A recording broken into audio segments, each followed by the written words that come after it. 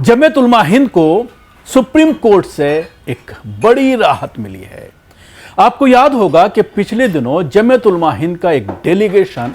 राजस्थान के उस बॉर्डर वाले इलाके में गया था, जहां पर कब्रिस्तानों, मस्जिदों, मदरसों और घरों पर बिल्डोज़र चलाया जा रहा है सुरक्षा का हवाला दे करके।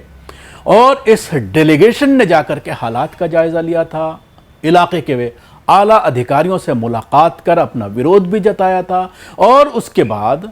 हाई कोर्ट का दरवाज़ा खटखटाया गया था, लेकिन हाई कोर्ट में नाकाम होने के बाद मौलाना महमूद मदनी की टीम पहुंची सुप्रीम कोर्ट। और सुप्रीम कोर्ट ने आज इस मामले में सुनवाई करते हुए 2 हफ्तों के लिए बॉर्डर के पूरे इलाके में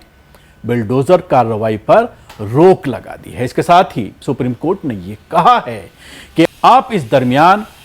राजस्थान हाई कोर्ट की जोधपुर बेंच में जाइए, वहां जाकर के अपनी बात रखिए और उनको कन्विंस करने की कोशिश कीजिए। इस दरमियान 2 हफ्ते तक प्रशासन को यह आदेश दिया गया है कि पूरे राजस्थान के अंदर किसी भी मस्जिद को नहीं तोड़ा जाएगा, किसी भी मदरसे को नहीं तोड़ा जाएगा, कहीं किसी भी धार्मिक बिल्डिंग पर बुलडोज़र नहीं चलाया जाएगा। इस तरह का ऑर्डर सुप्रीम कोर्ट के जरिए दिया गया है। सुप्रीम कोर्ट ने जमीयत उलमा हिंद की एक स्पेशल पिटीशन पर सुनवाई करते हुए राजस्थान के बॉर्डर वाले जिलों में मस्जिदों, दरगाहों,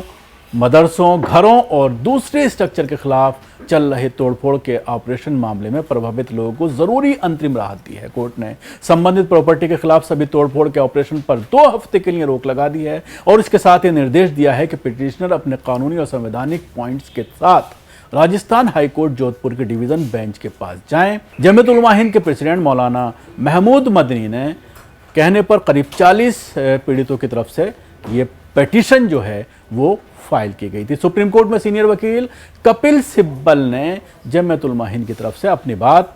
सुप्रीम कोर्ट में रखी और इस टीम में एडवोकेट हुजैफा अहमदी, निज़ाम पाशा, ताहिर हकीम और advocate on record Mansoor Ali Khan ने भी केस को फॉलो किया। आपको याद होगा कि पिछले दिनों हमने आपको विजुअल्स दिखाए थे, बताया था कि किस तरह से जमीयत उलमा हिंद की टीम राजस्थान के इस बॉर्डर वाले इलाके में, प्रभावित इलाके में पहुंची, लोगों से मुलाकात की, उनके हालचाल जाने, पूरे एक फाइल तैयार की गई, एडवोकेट्स की एक टीम बनाई गई। उस टीम ने पूरी तरह से ये पूरी फाइल तैयार की और उसके बाद हाई कोर्ट का दरवाज़ा खटखटाया गया, लेकिन वहाँ नाकाम होने के बाद अब सुप्रीम कोर्ट से ये राहत मिली है। जमीयत उलमा हिंद का भी यह कहना है कि हम जल्द ही इस मामले को अब हाई कोर्ट की डिविजनल बेंच में रखेंगे, जिसके लिए सुप्रीम कोर्ट ने ऑर्डर दिया गया है और हमें उम्मीद है कि हमारी बात सही तरीके से सुनी जाएगी और इस पर कहीं ना कहीं जिस तरह सुप्रीम कोर्ट की तरफ से हमें आर्जी 2 हफ्तों की राहत दी गई है और मुकम्मल राहत हमको हाई कोर्ट से मिलेगी, क्योंकि सुप्रीम कोर्ट ने आज फिर अपने इस डिसीजन में उस बात को दोहराया है जिसमें उन्होंने ये कहा है कि डेमोलिशन से पहले एक ड्यू प्रोसेस है, उसको फॉलो करना चाहिए, तमाम कागजात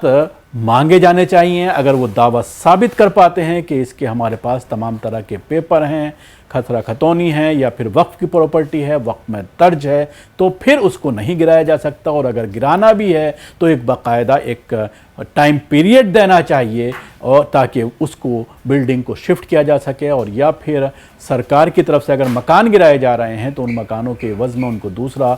जगह मुहैया कराई जानी चाहिए, क्योंकि हर किसी के लिए मकान एक ज़रूरी चीज़ है।